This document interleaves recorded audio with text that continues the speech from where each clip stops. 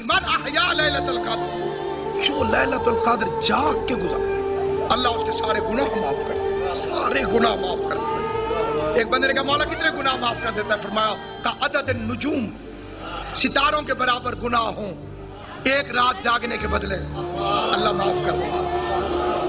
مولا اتنے معاف کر دیتا ہے، جو ایک رات جاگ کے گزار اللہ اس کے سارے گناہ معاف فرما دیتا ہے۔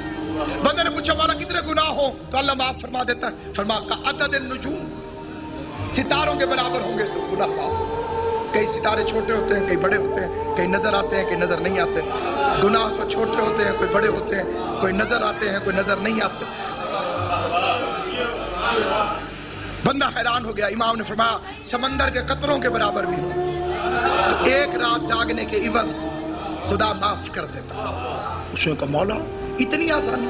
فرمایا صحرا کے ذروں کے برابر بھی ہوں تو خدا معاف کر دیتا ہے۔ اس نے کہا مولا اتنی آسانی؟ امام نے پھر فرمایا سورج کی شعاعوں کے برابر بھی تو خدا معاف کر دیتا۔ جدید ترین میتھمیٹکس بھی نہیں گن سکتی کہ سورج کی شعاعیں کتنی ہیں۔ امام نے فرمایا اتنے بھی ہوں اور کرنا کیا؟ ایک رات جاگنا ہے۔ جب امام یہ فضائل بتا چکے تو مجمع میں سے ایک روتا ہوا شخص اٹھا، کہا فرزند رسول میں ہلاک ہو گیا، میں مارا گیا۔ مولا نے فرمایا کیوں؟ کہا مولا میں بیمار تھا، مجھے اس فضیلت کا پتہ نہیں تھا، ایک رات کے بدلے اتنی اجرت۔ مولا اگر مجھے پتہ ہوتا میں مر کیوں نہ جاتا، میں ضرور جاگتا۔ اب یہ اگلے سال آئے گی، پتہ نہیں میں زندہ رہوں گا کہ نہیں۔ امام فرماتے گھبرا نہیں، علی کے دو لڑے ہوئے شیعوں میں صلح کرا دے، اللہ تجھے لیلۃ القدر کا ثواب عطا۔ علی کے دو لڑے ہوئے شیعوں میں صلح کرا دے، اللہ تجھے لیلۃ القدر میں جاگنے کا ثواب عطا فرمائے۔ پورا مجمع حیران ہو کے پوچھتا ہے مولا اتنا آسان؟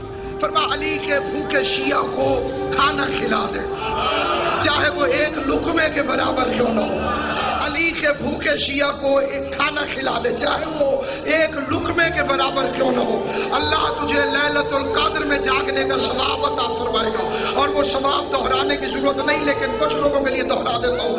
ستاروں کے برابر گناہ معاف، سمندر کے قطروں کے برابر گناہ معاف، ریت کے ذروں کے برابر گناہ معاف، سورج کی کرنوں کے برابر گناہ معاف۔ مولانا امام نے فرمایا مومن بیمار ہو جائے اس کی عیادت کے لیے چلا جاؤ، خالی تو اس کا مزاج پوچھے گا کہ تیرا کیا حال ہے، بدلے میں اللہ تیرے سارے گناہ معاف کر دے، تجھے لیلۃ القدر جتنا ثواب عطا فرمائے گا۔ اس نے کہا مولا اتنا آسان؟ فرمایا مومن مر جائے اس کے غسل میں شرکت کر لے، اللہ تجھے لیلۃ القدر کا ثواب عطا فرمائے گا۔ اس نے کہا مولا اتنا جا کے سنو، مولا اتنا آسان؟ فرمایا علی کا شیعہ مر جائے اس کے جنازے کو خالی کندھا دے کر 4 قدم چل کے واپس آ جاؤ، اللہ تجھے لیلۃ القدر میں جاگنے کا ثواب عطا فرمائے گا۔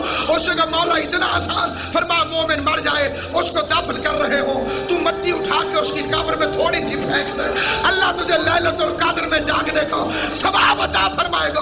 ادھر مجمع حیران ہوا، یا بطول کے لال نے ابو ابراہیم موسیٰ ابن جعفر نے مجمع کو دیکھ کے فرمایا ایھا الناس، کیا تم جانتے ہو کہ حقیقت لیلۃ القدر کیا ہے؟ کہ مولا آپ فرمائیے۔